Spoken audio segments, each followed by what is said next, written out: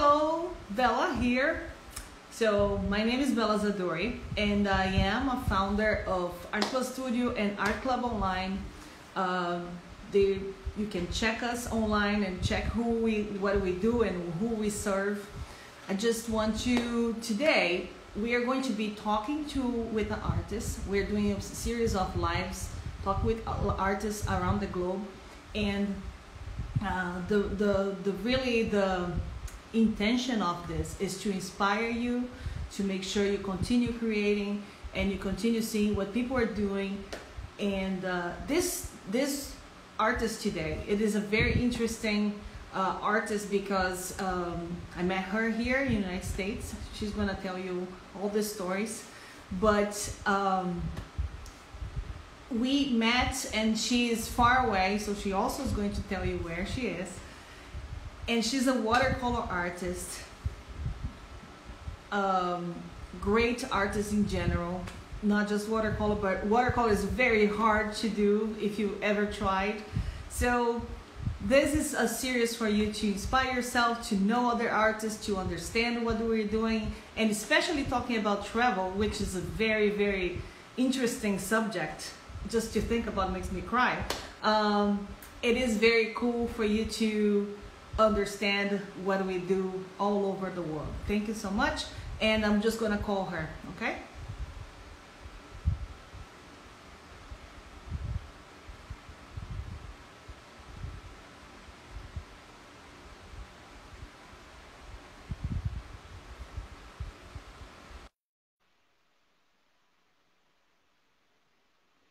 She should be there soon.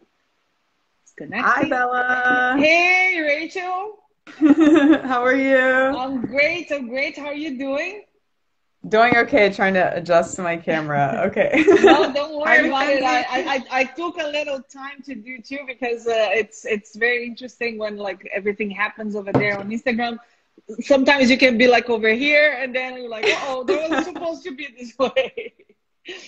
You have So, such a cool background in oh, your thank you, studio. thank I you. have Yeah, my white walls. it's about the living art I've been doing for a while. So I think you probably saw, and Yeah, yeah. it changes every time. So, but it haven't been changing lately. You know, we're not even going going to go there. But it's just yeah. So that's what it is. So, Right, right. Rachel, I'm very Yes. happy to have you here today. Really, Yeah. I'm very Thanks. happy to see you. We see, Right? but like it's a very like I see your hands, and you know, you're going to explain why. You're going to explain to everybody why I see your hands, but so just for give like as an introduction of what you do, where you are, who you are, all these things. They'll be awesome to hear from you. Okay. Yeah, for sure. So, hi everybody. My name is Rachel. On Instagram, I go by Travel Bug Art. So, as you can guess, that means I am interested in travel. So, normally when it's not a pandemic, I spend most of my free time and money kind of traveling around. And I finally, after years of traveling, decided to continuously keep travel sketchbooks. I actually started when I was a high schooler on my very first trip overseas, but I didn't do it regularly. So these days I'm more focused about it, and I'm talking to you now from Kyoto, Japan. So you can't tell looking at my white wall here, but yeah, it's 10 o'clock in the morning here in Kyoto, and it's finally becoming autumn. So I'm really looking forward to, in the near future, doing a little local travel and enjoying the fall scenery here. The red colors of the Japanese maples are really amazing. So can't wait to paint some of those this year. Yeah. Excellent. So, Rachel, uh, Yeah. it's interesting because I know you for so long, but I never actually asked this question. But now today I'm going to have I'm going to have this question. So, Okay. when did you know you were an artist? When did it start? Like, do you have a A moment. yeah? Yeah. Yeah, I guess like all of us do, right? When I was a kid, my Sometimes, dad, sometimes. Sometimes, yeah, I remember really clearly when I was a kid, my dad made me a chalkboard. Hmm. So like to play school or something, I don't know. But I asked him to show me how to draw a horse because it was my favorite animal. And after he like showed me, like he broke it down for me, like, circle and a line here, I was like, this is something I can do. Do you remember like your age at the time? Oh no, but I think I was probably in kindergarten. Oh, But like really early, like six, no, five. yeah, yeah. Okay. Yeah, so I just got really into it and it was a way to, it was very energetic. It was a way to kind of calm me down. So my parents definitely fed into the art habit. That's cool. What is making you inspired these days? Yeah, I think like everybody else, we're all kind of trying to deal with the pandemic. And to be honest, I always made art when I felt joyful, like when I felt positive emotions. Some people do it to express criticism, which is super important, I think. Art can be a medium for expressing just Or about anything. sadness? Or Yeah. sadness, yes. Like some people use it as a way to kind of like work through anything difficult in their lives or make political statements, which again, I think is one of the most amazing things about art. Hmm. I guess unfortunately, I guess in a way, I haven't found a way to do that with my own art. It seems to be a way for me to try to keep something positive. So like I think maybe we all have an urge to when we have happiness in our lives or when we see something that we really love, we want to keep it Hmm. in a way. And like I think that's why people take pictures. That's why Mm. people buy souvenirs when they go on vacation. In a way, we want to make it as permanent as possible. And so my way of doing that, I think, is making art. So when I see something that, strikes me as being particularly beautiful, or I have something in my life that, like a time in my life that I want to remember, then I make art. So actually, Mm. like during the pandemic, it's been kind of tough because sometimes I'm like, man, I don't really want to remember this. Yeah, So. I can understand that. But it's interesting, like some people go to sadness and go more inspired, and then some people go you paint your when you're happy. So Right. So what about you? Like I've also been curious too. Like, your art to me seems very bright and expressive. Like what drives you to oh. take that approach to it? I well, I'm going to respond to that one just because I go all over, so I can go very emotional about stuff, and I can go to sadness. It's usually more the sadness or like criticism than really the happiness. When you said happiness, I was like, wow, that's amazing. I would love to go there. But it's just like everybody has a process. Like when you feel more inspired, when you feel quieter. It's just because I'm very social. I like to be social. When I'm happy, I'm like partying. I guess that's probably why. Well, Hmm. anyway, so I have a. Usually, I ask a question where like about your studio, what makes like in your studio, what makes you inspired. But your studio, from what I understand, is the landscape. So do you have a studio? Well, I'm kind of sitting in my studio area now. Here are my brushes. Okay. It's nice to be They organized look a like little more that. lively. Maybe I No, should just that's stay very here nice, the very entire nice. time. Okay. This is one made out of bamboo. It's Oh wow. not bristles, it's actually just bamboo. So to answer that question, I guess my materials sometimes inspire me. So, um, here I have access to a lot of really cool art stores, including some traditional paint manufacturers. Let me see, like, oh, I have some here. Um, Kyoto City is actually, for those of you who don't know, it was the capital of Japan for the longest time, and a lot of the art schools were centered here. So they have a really long tradition of art. So these are some of the traditional pigments used by Japanese artists. So these are Oh just vials wow. of pigments. So any paint that you use, including just the stuff you would get from your local craft store, is just a pigment with a binder.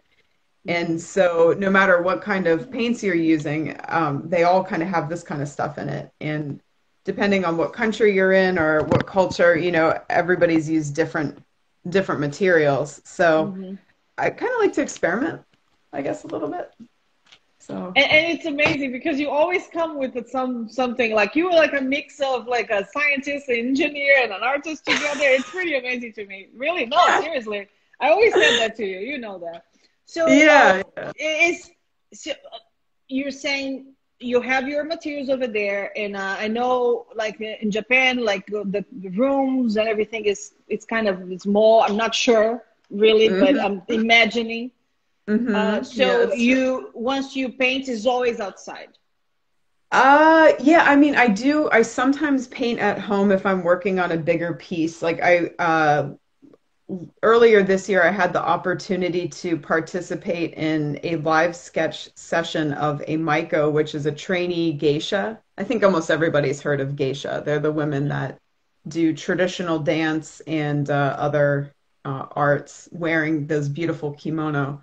So during the sketch session, I did not have time to paint, even though my whole thing is, and I think you can relate, we paint kind of fast. Oh yeah. But painting people is kind of outside of my comfort zone. So I just did the sketches on the spot and then kind of worked it from home. But yeah, so sometimes I work at home. But So then this is also you my once kitchen, you so. okay. So once you paint, you usually painting from a picture then. In that case, if I'm at home, I might use some photo references, but I far and away prefer to paint from life for sure. Okay. Yeah. Mm. Could you explain a little bit the process when when you receive people to like the travelers? Just Mm. explain this whole concept because I think like a lot of people would not understand, like I do because I follow you, Yeah. but yeah.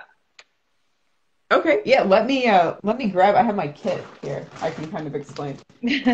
So, yeah, I did not mention in my introduction, but in addition to making my own art, I'm also a teacher. So some of you guys I know watching, I might have taught in New Haven, so hi.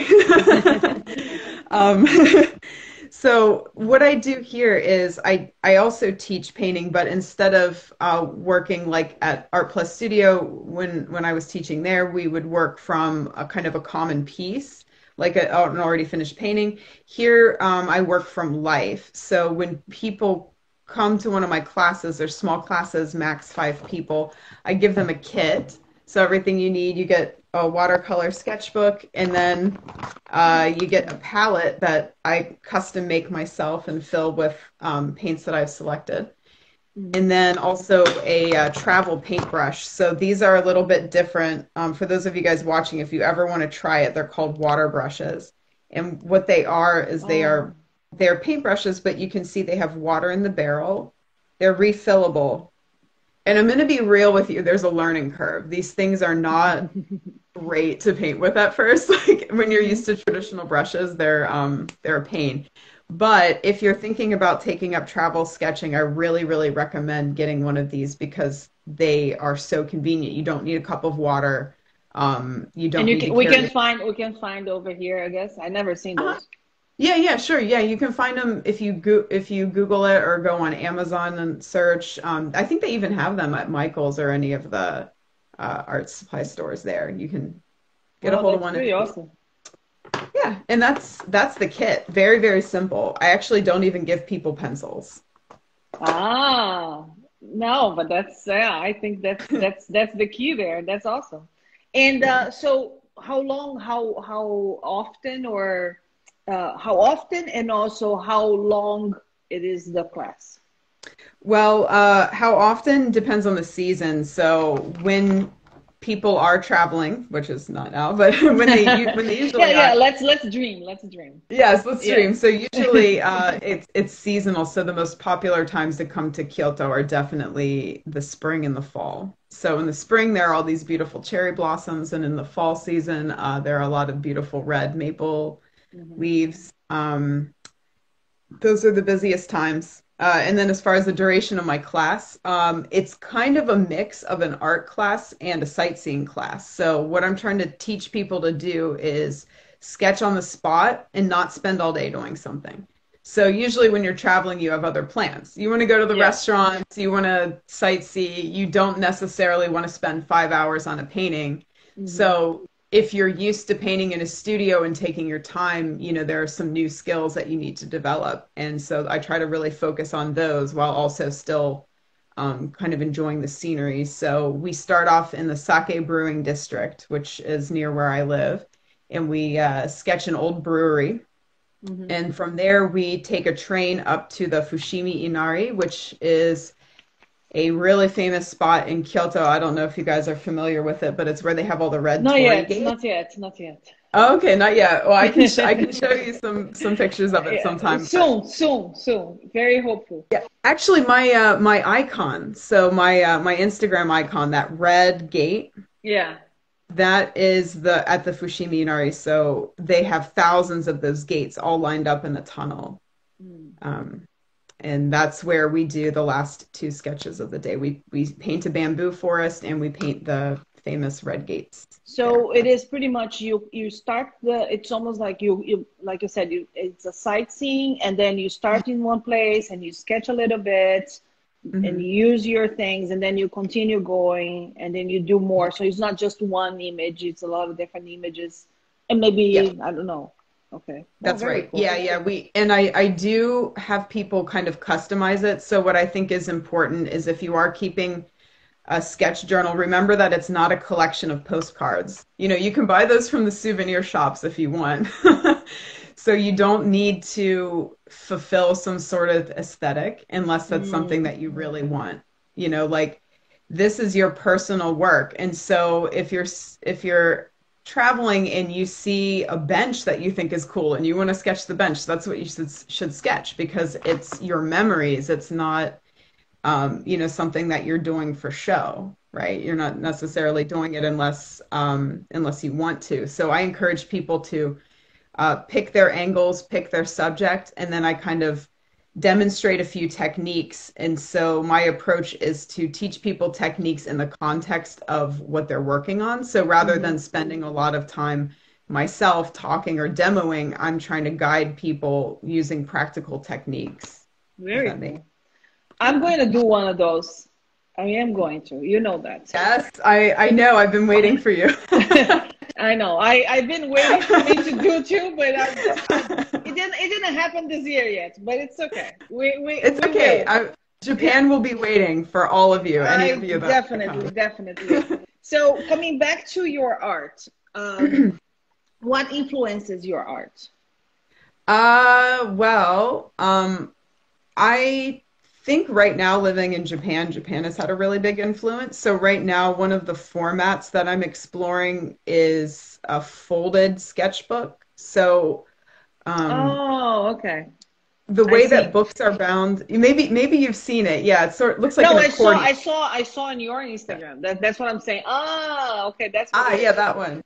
Okay. So that's based on a Japanese book format, and also I was at a flea market looking for antiques. My other hobby is hoarding antiques, and I found I know, yeah, it's dangerous. I found a woodblock print. They call them mamehon, which means like miniature books. And there was a miniature book with like beautiful scenes of Japan in it, like this big. Aww. And I was like, that is so cool. I think you remember we both kind of have a love of painting big and like painting murals. Yeah. And so I was like, what would it be like to try to fit everything that I'm seeing or everything that I'm experiencing into something this big? Oh my God. Like a super tiny little book. And so I've actually been making those books myself, and having this new format has brought new challenges. Like, how do I make a coherent and attractive image in this tiny little book? And so giving myself limitations gives me inspiration. Does that make sense? Wow, this is so cool. It is a big challenge to paint small. It is, definitely. Wow. Okay. Right. I have one here if you guys want to see. This is what I'm talking about. So this is Oh, wow. Mahon. This is a mini book. And I started off buying them from a local bookseller, but the paper was not made for watercolor painting. Mm. So I had decided to start creating my own. So this one was actually handmade by me using all Kyoto ingredients. So the paper is Japanese yuzu, or yuzu is a fruit, yuzen dyed paper.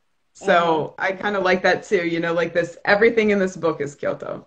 Wow. So I saw like you already did like 4 or 5 pages, and you're gonna continue? Yes. Yes, this is from the northern side of Kyoto. There's actually a shoreline up there, and so this is some mountains and ocean. I think I was messaging you when I had just come back. I was like, I needed to go somewhere, like so This is desperately. so cool. Wow.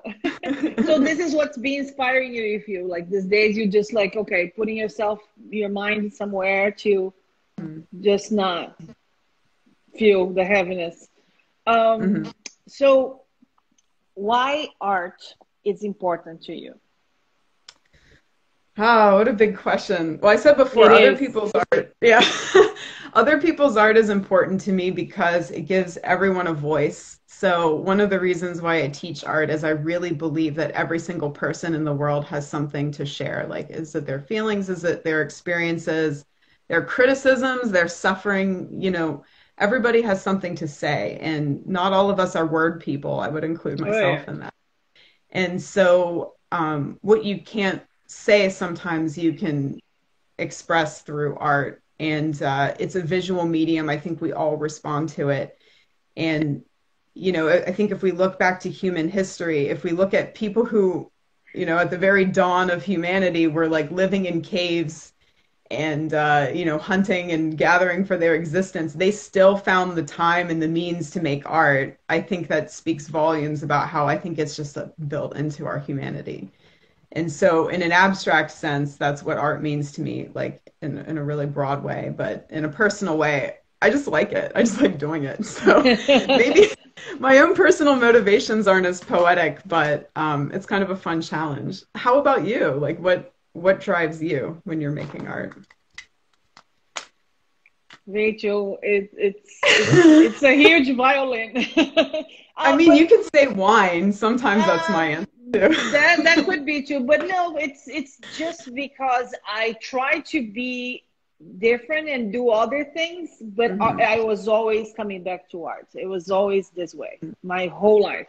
So like it's another interview, but it's really like, but that's how my whole life always been. I always came back to art somehow, and yeah, I guess this is what I'm supposed to be doing. So Right. it just drives me. I need to put all my feelings there. Yeah, Mhm. and there are many. So anyway, um, I have so for example, if you like, I'm not calling you old or anything like this or myself. It's just like It's reality. no. We're not. Let's not go there. Not at all. But I'm saying it's like, what do like today, like remembering you long time ago, not maybe not so long ago, but like as a very young artist.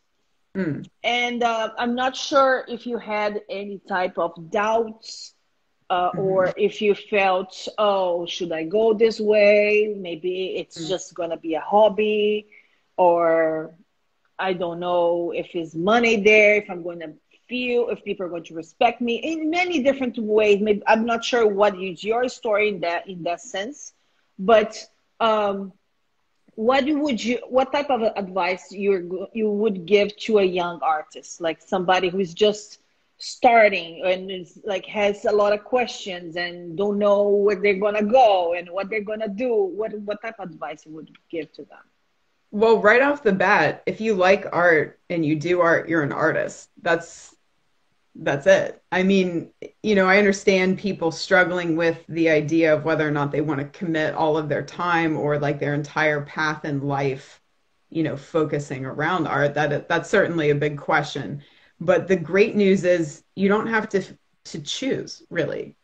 you can do anything in your life, and if you have the will, you'll find a way to make art a part of it, whether you paint casually with your friends once a month, or whether you are going to focus every day at, doing art as your profession. It's still making art. So I guess what it comes down to is how dedicated are you to the idea of doing art all of the time? To be honest, it's not really everybody's cup of tea, and it's not easy. I think any artist would tell you that. I mean, I don't sell my work, first of all. Like, I'm just going to say outright, my profession is teaching.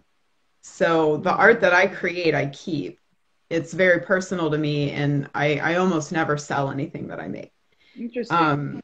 Yes. So like that's my approach, is that I've found that teaching is really my calling, I think. And it's how I can make a living, sharing what I know about art and sometimes other things. And people who make art and make a living selling it have a whole other level of respect from me, because it's not something I've been able to do, or I don't know that Or I'm maybe capable of. you didn't choose to. Maybe that's not able. Right. Like, yeah.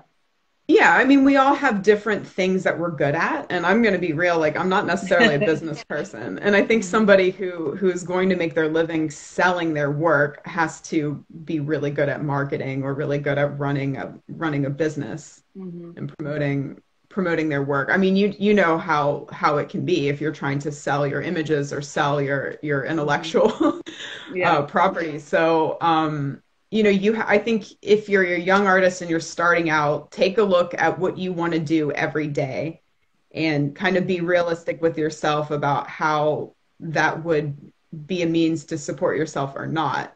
And then remember that no matter what decision you make about your profession, you are still an artist. You do not need to do it 24/7 to be an artist. I'm telling you right now, you are already. So just keep doing it I love somehow. that. I love that approach. Thank you.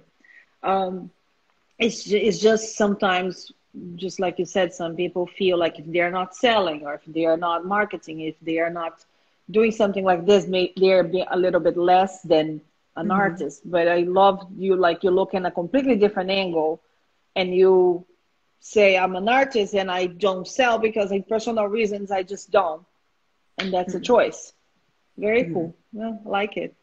I never thought about it like in that sense, but yeah, no, very cool.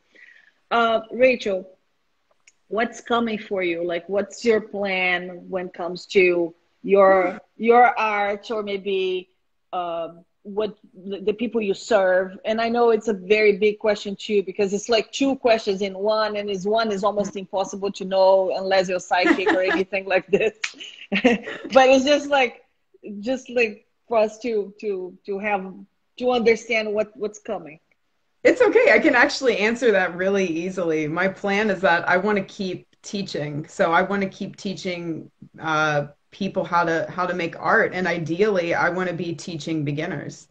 So, working alongside you at Art Plus Studio and meeting all of the students there, it made me realize that I get a lot of inspiration from people who are new to the world of art. Um, I think you can vouch for this. People who are just starting out in their own kind of artistic journey, to use, they Mm-hmm. have a really fresh look at art and their styles. Watching people develop their own styles is really an inspiration for me too. So when I tell my students that I love their work, I'm not saying that to give them confidence. I mean, I am, but like when I'm saying that, I genuinely mean it. It's because, as I mentioned earlier, I really do think that everybody had, something to bring to the table, a unique perspective. And so I'm really hoping to in the long-term future, I'd like to try doing these kind of art workshops all over the world. So I have, over the course of my own travels in life, I've made friends in different cities, and some of them are in the not hotel business, but guest house business. And so I think it might be cool to collaborate with some friends of mine who also work in tourism, and maybe do like small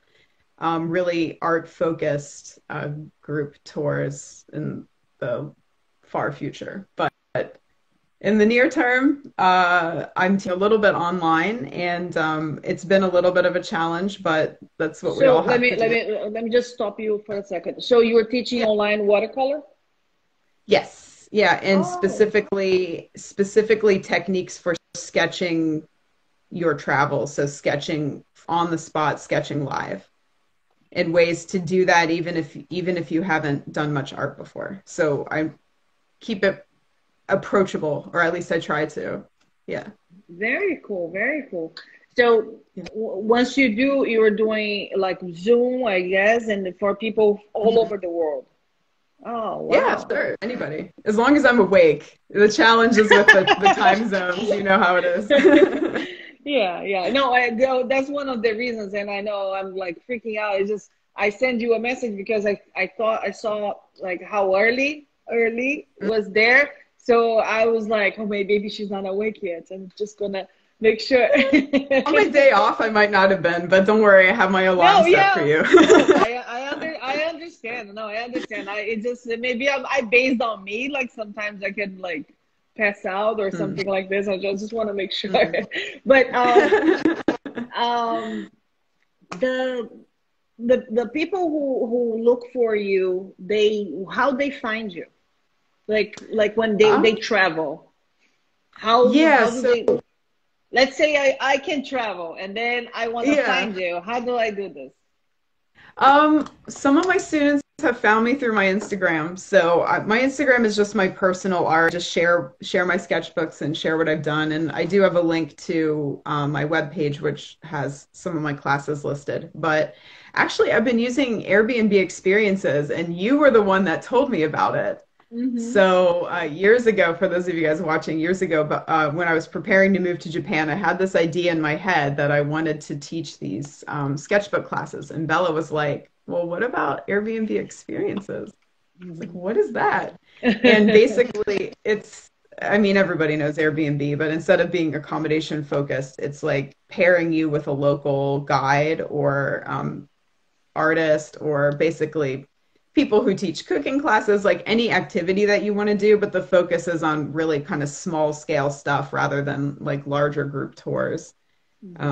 So yeah, do basically, yeah. do you still do a little bit, or people are like completely out over there, not doing any local traveling? Well, the situation in Japan is, knock on wood, is okay. Hmm. And has been. I mean, there have been a couple of times when, the number of cases have been going up, but um, in general, life has returned to somewhat normal, like at least as normal as it can be, like given our current situation. And so we are able to travel. There was a time when we were asked not to, and certainly almost everybody followed along with that. But now allowed. We were always allowed, but now we're Hmm. encouraged, if we'd like, Yeah, to travel other places. I still haven't gotten quite to that point. Like I haven't gone too far from home. I've stayed mostly in Kyoto, but yeah, to my surprise, and joined me a couple of weeks ago. I wasn't expecting to get anybody, but she was living in a nearby city and was traveling to Kyoto and signed up for my class. So yeah, they're still going on on a very limited basis. Yeah. I see. So it's still affecting your work, like Oh yeah, for sure. the classes. Yeah. Okay. Okay. Yeah. Yeah, yeah. But I do other work as well, so I have to say, like, I'm really grateful for my situation. Like, there are a lot of people who didn't necessarily have a second means of income, and so complaining. Like, No. I'm grateful to be here, and I'm grateful, to be paid. I'll be waiting for my students when it's safe to travel again. Yeah. Yeah. Rachel, would you like to say something, or maybe like tell us how we find you, your website, and all those things, just for us to have over yeah, there? sure. So, yeah, thank you. Yeah, my Instagram is Travel Bug Art, and my website is as well. So, yeah, feel free to check that out if anything I said was interesting to you. I would love you to check out my sketchbooks. Again, I share the images of them as kind of like my hobby. So if you guys like them, I always appreciate any comments or feedbacks that you have on them. So Oh, absolutely. And one thing, the I think you said Zoom, the classes mm, you're doing right mm, now. What time are they? mhm. They're booked, they're individual classes. So I have not Oh, okay, yet like a I private have not class. yet That's right. I have not yet designed a group Zoom class because I think I mentioned the way that my process is to individualize instruction. So I haven't yet figured out how to do that in a group Zoom class. I might do Mm-hmm. that, but when it comes to my classes, I'm a perfectionist. So I'm not going Mm-hmm. to do it until I've tested it on my guinea pig friends. Uh-huh. Okay. So Okay. for now, they're individual classes and privately scheduled. So they're, like I said, anytime I'm awake in Japan, just send me a message. So would be like, for example, at like this time over here, which is early Mhm. for you, something like this. Yeah, And sure. then the duration would be like an hour ish or 2 hours. My standard one is 2 hours. Because even though I try to keep it as focused as possible on like individual goals, I still think that there are some watercolor basics, like just the mechanics of the paint and the materials. Like we can't get around needing time to kind of play with that. So I would recommend 2 hours. 1 hour would be too short. Too short. Oh Yeah. yeah, no, I agree. Mm, Yeah, mhm, acrylics is the same. Exactly. mm, mhm, mhm. Um, I just want to say thank you so much for joining us to give you this beautiful talk.